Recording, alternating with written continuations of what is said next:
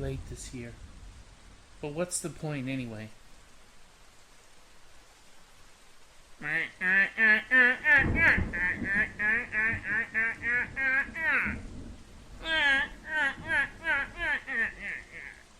Just the mediocrity of my waking days, an inevitable slide into a depression-driven near catatonia from which I will never recover.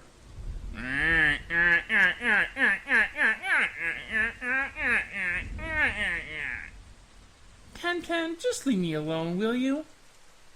It's bad enough I have next to no ideas for new videos. And it's not like anyone actually watches them.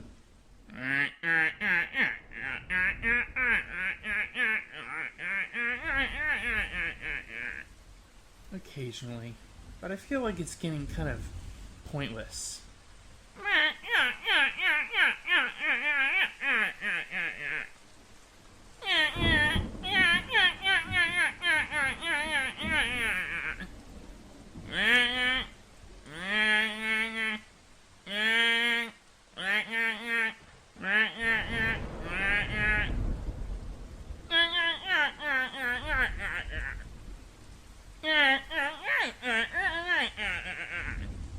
So, what?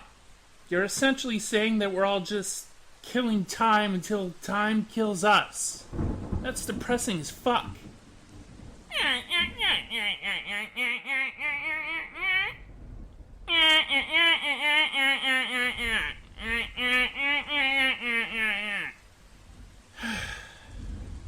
It's easier said than done.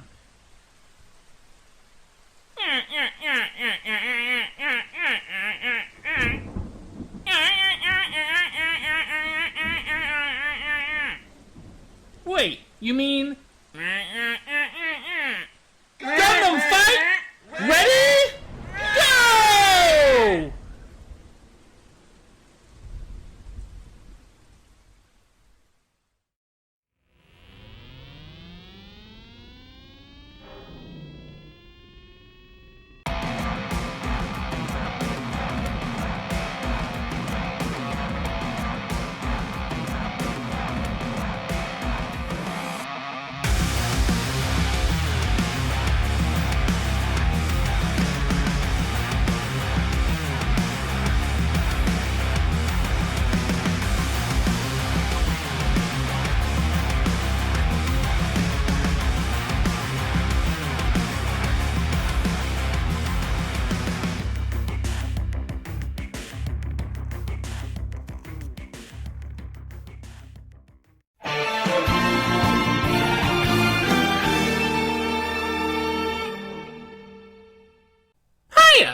Jiff here, and it's time at long last for another season of Otaku Evolution.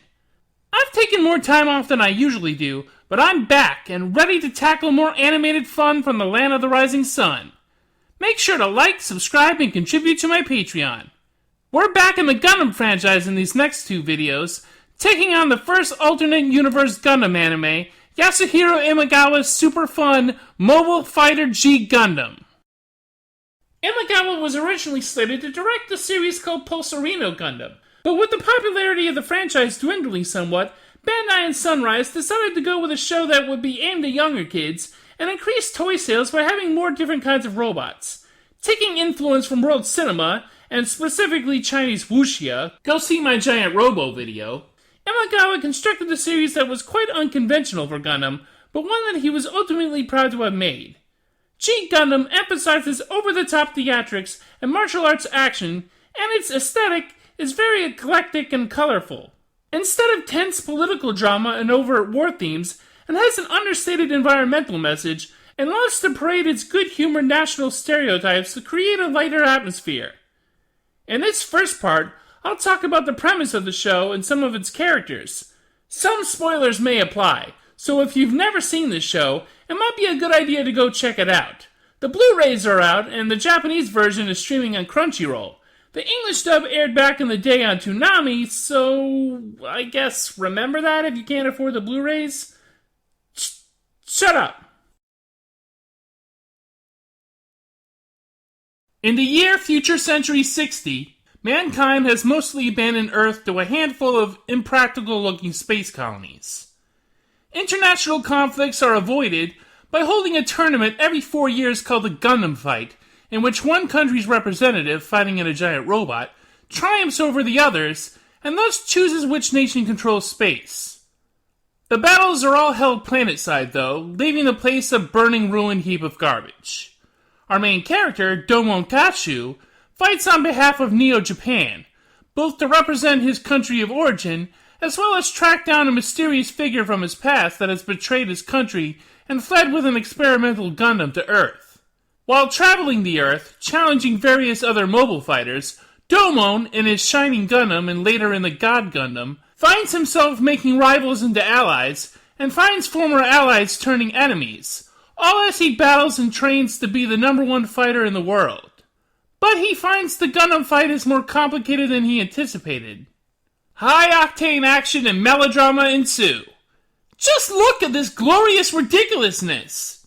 You won't find this in other Gundam shows, and while that may or may not be a good thing, it's certainly worth watching here if you ask me.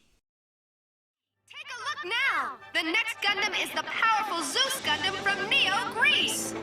It's truly majestic, isn't it? Next, we have the Hurricane Gundam from Neo, Holland!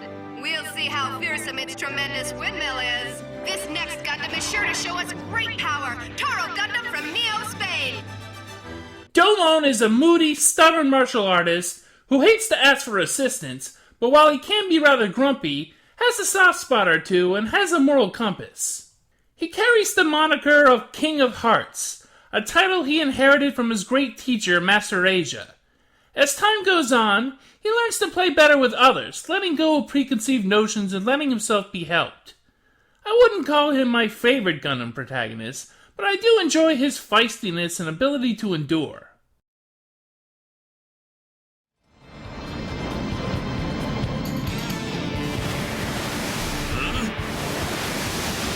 I gotcha! Direct hit! Assisting Domon as his support crew is Rain Mikimura, his friend and later love interest. She is very resourceful and generally very well disposed to people, but can be just as stubborn as Domon at times, and early on suffers from a lack of characterization. It's later on when we get to the Gundam FIght finals that we get more of a picture of who Rain is, and what she and Domon mean to each other. Theirs might be the most believable and well-written romance in the Gundam franchise, though the bar isn't very high. Domon comes across all kinds of colorful Gundam fighters as he traverses the planet, all approximating their own unique, concepts. For instance, Chibodate Crockett from Neo America is a boastful, showboating boxer with a cadre of beautiful women at his beck and call. His Gundam Maxter looks like a football player. Neo China's Sai Saishi fights in his Dragon Gundam with the ambition of restoring the Shaolin Temple. The fighter for Neo France is a chivalrous pretty boy named George Desand and pilots the Gundam Rose, which resembles a Napoleonic soldier. And the enormous, intimidating prisoner fighter Argo Golski is a representative of Neo Russia and pilots the Bolt Gundam. Noticing a pattern? I mean, for goodness sake, there's a sombrero-wearing Mexican Gundam called Tequila Gundam. And a Canadian Gundam fighter, a lumberjack named Andrew Graham, who pilots the Lumber Gundam. There should have been a Neo Antarctica with a Penguin Gundam. The Germans, for some reason, have a ninja. I guess that one doesn't fit a stereotype. Otherwise we'd get, like, Strudel Gundam, Oktoberfest Gundam, or, well, you know, it's Germany. Ooh, the Germans are mad at me. I'm so scared. Ooh, the Germans. Uh-oh, the Germans are coming to get me. Easy, lads. Oh, don't let the Germans come after me. Please stop the pretending oh, you're the scared Germans are game. coming after me. Oh, no, they're so big and Stop strong. it. Stop it, Mr. Oh, Burns. protect me Pretending from you're the scared of Germans, us, the please, Germans. Burns, stop it! But, of course, the most badass character, in terms of sheer awesome combat power, and possibly the most badass character in all of Gundam, is the one, the only, the undefeated of the East, Master Asia. This is a guy who can take on giant robots without even piloting one. I'm guessing he only pilots a mobile suit now and then, just to give his enemies a chance at a fair fight. Master Asia is the guy who taught Domon everything he knows about martial arts and joins the fight against the dreaded Devil Gundam, or Dark Gundam in the English dub. Well, he appears to join the fight at first, but in actuality he's working with the Devil Gundam to get rid of humanity on Earth. Why? I'll get into that stuff later. Few Gundam characters, no, few anime characters leave as big an impression as Master Asia, who seems to steal the show whenever he's around.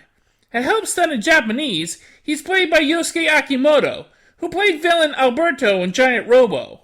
The English dub voice is decent enough too, even though he can't hold a candle to Akimoto. I'll go into the dub later. Master Asia's main mobile suit is the Master Gundam, which looks like an upgraded Griffin from the Patlabor TV series. I like to think that G Gundam is in the future of Patlabor, and most of the damage said to be done by the Gundam fights was actually done by Special Vehicle Section 2 Unit 2.